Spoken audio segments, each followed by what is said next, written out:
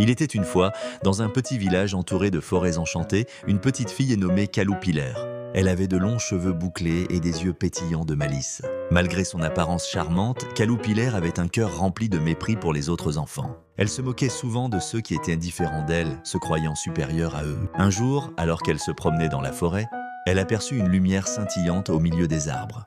Curieuse, elle s'approcha et découvrit une fée nommée Baba. Baba était petite, avec des ailes transparentes qui brillaient comme des étoiles. Elle avait un sourire doux, mais ses yeux trahissaient une sagesse ancienne. « Caloupiller !» dit Baba d'une voix mélodieuse, « je t'ai observé. Ton mépris pour les autres t'éloigne de la véritable magie de l'amitié. Mais je vois aussi une lueur de bonté en toi. Je vais te donner des pouvoirs, mais à une condition. Tu dois apprendre à aimer et à respecter les autres. » Intriguée, Caloupiller accepta. Baba agita sa baguette et en un instant, la petite fille se sentit envahie par une énergie nouvelle. Elle pouvait maintenant comprendre les émotions des autres et ressentir leur douleur et leur joie. Au début, Caloupiller était perplexe. Elle se rendit compte que les enfants qu'elle avait méprisés avaient des histoires, des rêves et des peurs, tout comme elle. Elle commença à s'excuser et à se rapprocher d'eux. Petit à petit, son cœur se transforma. Elle jouait avec eux, partageait des rires et découvrait le bonheur de l'amitié. Un jour, alors qu'un orage menaçait le village, Caloupiller utilisa ses nouveaux pouvoirs pour aider ses amis. Elle leur montra comment se protéger et les encouragea à rester unis. Grâce à son courage et à sa bonté, le village fut sauvé. Baba, observant de loin, sourit avec fierté. Caloupiller avait appris la plus grande leçon de toutes. La véritable magie réside dans l'amour et la compassion. Depuis ce jour, elle ne méprisa plus personne et devint une amie précieuse pour tous. Et ainsi, dans ce village enchanté, Caloupiller et Baba vécurent de nombreuses aventures, prouvant que la bonté peut transformer les cœurs les plus durs et apporter la lumière dans les vies des autres. Dans un petit village, au cœur d'une vallée enchantée, vivait une jeune fille nommée Rose. Ses cheveux dorés brillaient comme le soleil, reflétaient de la magie de la nature. Rose était connue pour sa gentillesse et son amour des fleurs. Chaque matin, elle se promenait dans les champs, parlant aux pétales et écoutant le murmure des ruisseaux. Un jour, en explorant une forêt dense, Rose découvrit une porte ancienne, ornée de lianes et de fleurs luminescentes. Intriguée, elle poussa la porte et se retrouva dans un monde merveilleux, le pays des merveilles. Là, tout était possible. Les arbres dansaient, les rivières chantaient et les nuages prenaient des formes fantastiques. Rose fit la rencontre d'un drôle de personnage, un lapin nommé Pipin qui portait une montre en or. « Je suis en retard pour un rendez-vous important !» exclama-t-il, ses yeux écarquillés de panique. Rose, touchée par son désarroi, décida de l'aider. Ensemble, ils se mirent en quête de la fée des heures qui pouvait réparer le temps détraqué de Pipin. Leur aventure les mena à travers des prairies colorées et des rivières scintillantes.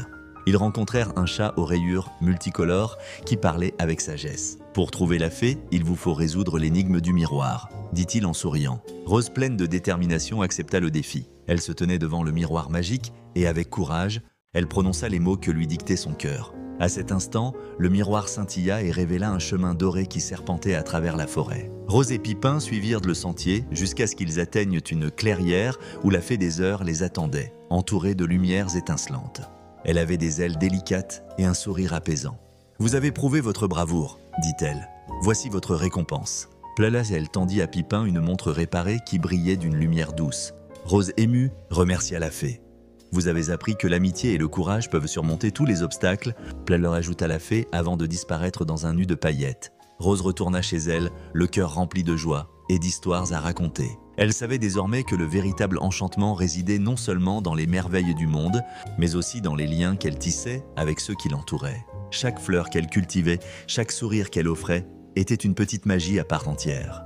Il était une fois dans un petit village côtier, 4 amies inséparables. Lilou, la rêveuse au cœur d'or, Jade, la courageuse qui n'avait pas peur de l'inconnu, Mia, la malicieuse aux idées brillantes, et Naël, la sage qui connaissait toutes les légendes de la mer. Chaque soir, elles se retrouvaient sur la plage, les pieds dans le sable, à imaginer des aventures de pirates. Un jour, elles exploraient une grotte cachée derrière une cascade.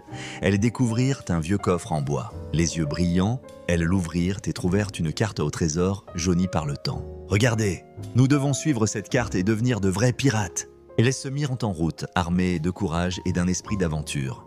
La carte les mena à travers des forêts denses où elles rencontrèrent un perroquet parlant nommé Pipo. Si vous voulez trouver le trésor, vous devez résoudre 3 énigmes. Les amies échangèrent des regards déterminés. Elles étaient prêtes. La première énigme parlait d'un trésor caché sous un arbre centenaire. Elles creusèrent et trouvèrent un médaillon en or. La deuxième énigme les mena à une grotte remplie de cristaux scintillants. Elles découvrirent une boussole magique qui pointait toujours vers le cœur de l'île. Enfin, la dernière énigme les conduisit à un vieux navire échoué sur la plage. « Et notre vaisseau » écria Jade. Elles réparèrent le navire avec le bois trouvé sur la plage et, à l'aube, elles prirent la mer. Levant dans les voiles, elles naviguèrent vers des horizons inconnus, chantant des chants de pirates.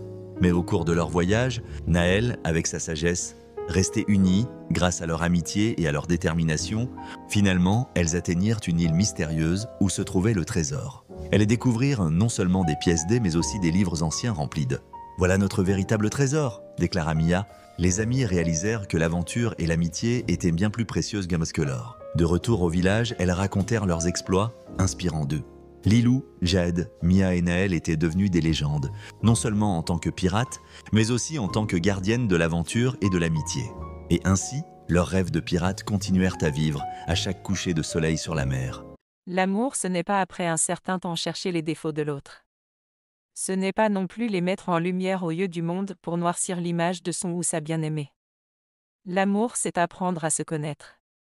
C'est apprendre à se regarder tel connaître est et non celui ou celle qu'on veut ressembler. L'amour, c'est ce respect mutuellement. Apprendre à accepter et à aimer les qualités et surtout les défauts de son ou sa bien-aimée. Car au tout début, c'est justement cette différence chez lui ou chez elle qui t'a attiré en premier. Cela peut aller d'un regard, d'un sourire, d'une bêtise, d'une chute. L'amour n'a pas besoin d'ingrédients ou de potions magiques pour sceller deux cœurs à jamais dans le grand amour.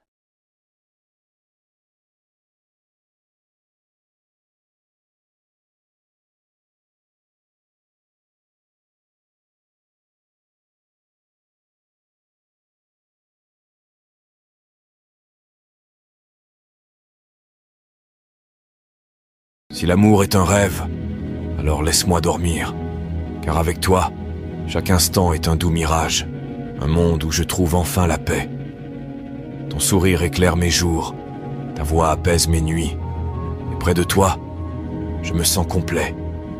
Tu es le battement de mon cœur, la douceur qui m'enveloppe. Je veux vivre pour toujours dans ce rêve que tu as créé, là où l'amour est éternel et où le temps s'efface doucement.